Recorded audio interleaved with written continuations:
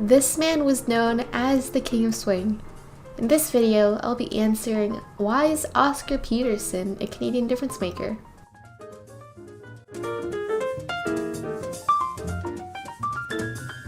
Oscar Peterson's story begins on August 15, 1925, in a neighborhood of Montreal called Saint-Henri. He was the fourth of 5 children, with 3 brothers and 2 sisters. Oscar started learning the piano and trumpet at age 5, but when he was 8, he caught tuberculosis, and his lungs were permanently damaged. His doctor would not let him play the trumpet anymore, so he started focusing solely on the piano. When he was 15, he competed in an amateur radio contest and won. He got to perform nationally on CBC Radio, attracting fans from all over the country. He gained so much popularity in high school, so he quit at 17 to become a professional piano player. His father was not impressed and told him, "If you're going to go out there and be a piano player, don't just be another one. Be the best."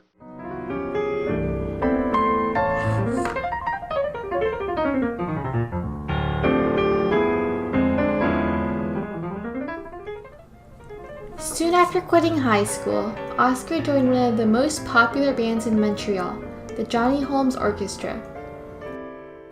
After 5 years of playing with the Johnny Holmes Orchestra, Oscar grew restless and soon left to start his own trio with bassist Austin "Ozzy" Roberts and drummer Clarence Jones. This trio was heard all over Montreal radios, and this was the point where Oscar's fame would truly begin. One day, record producer Norman Granz visited Montreal in 1949. While in a taxi to leave the city, he heard a piano player that caught his ear on the radio.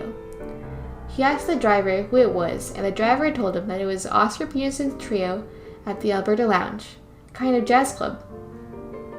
Granz immediately told the taxi driver to take him to the Alberta Lounge. Granz became Oscar's manager and wanted him to play at Carnegie Hall on September 18, 1949. He walked into the Alberta Lounge and I started. And he said, "Well, do you know how good you can play?" I said, "I don't gauge it that way. I just play the best that I can." He said, "Well, why don't you test it out and come to Carnegie Hall?" I said, "Oh, you gotta be crazy." Oscar performed at Carnegie Hall with bassist Ray Brown, and they caused a sensation.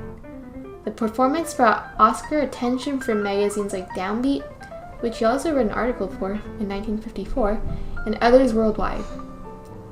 Under Granz's management, Oscar began touring in jazz at the Philharmonic from 1950 to 1952.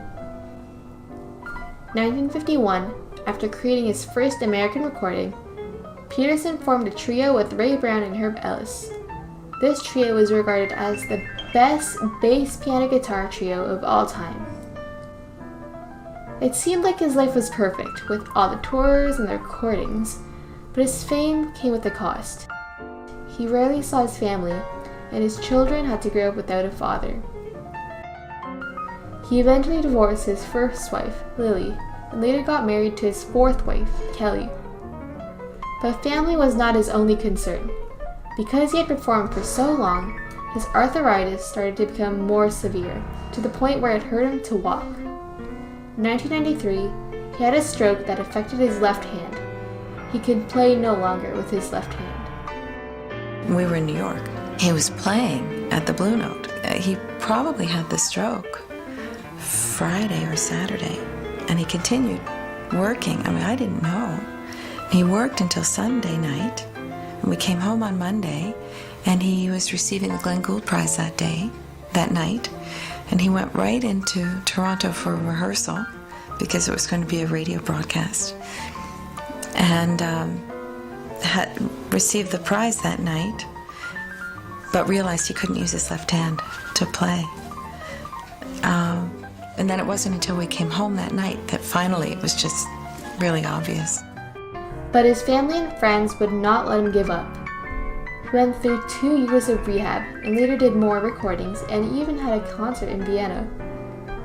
But in the end, his health declined, and in 2007, Oscar Peterson died of kidney failure.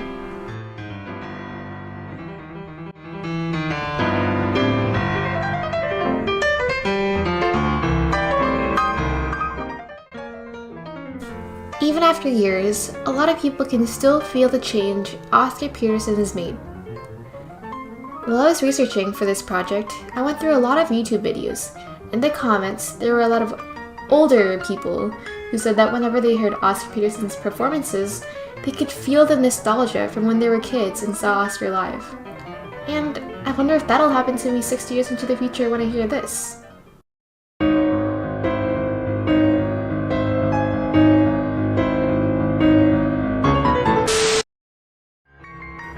But more than giving nostalgia to people, Oscar Peterson believed in equality and uniting through music. You see, when he was alive, Canada was racially segregated. Black, Indigenous, people of color were not allowed to have certain jobs, go to certain places, and partake in certain activities. As famous as he was, Oscar Peterson also faced discrimination throughout his career. While he was playing for the Johnny Holmes Orchestra, a hotel manager wouldn't let him in his hotel, and when he tried to ride a taxi, the driver wouldn't let him in. I think these experiences only fueled his drive for equality even more.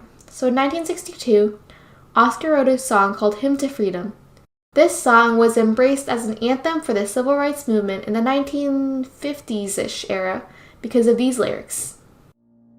When every heart joins every heart and together yearns for liberty, that's when we'll be free.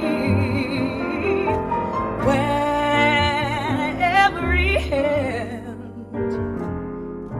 joins every hand and together molds our destiny, ooh, that's when we will be free. Some might even consider it to be the music equivalent of Martin Luther King Jr.'s famous I Have a Dream speech. But even today, with the discrimination that still happens, people find this song to be inspirational and give them hope to keep fighting for their rights. Also, Oscar Peterson has not only made impacts in people's hearts, changes we can't see, but he's also made physical impacts too. In Ottawa, outside the National Arts Centre, there's actually an Oscar Peterson statue that invites you to sit beside him. It plays his pieces 24/7, and I've actually visited before, but that was when I didn't know who he was. But it's still a pretty cool coincidence.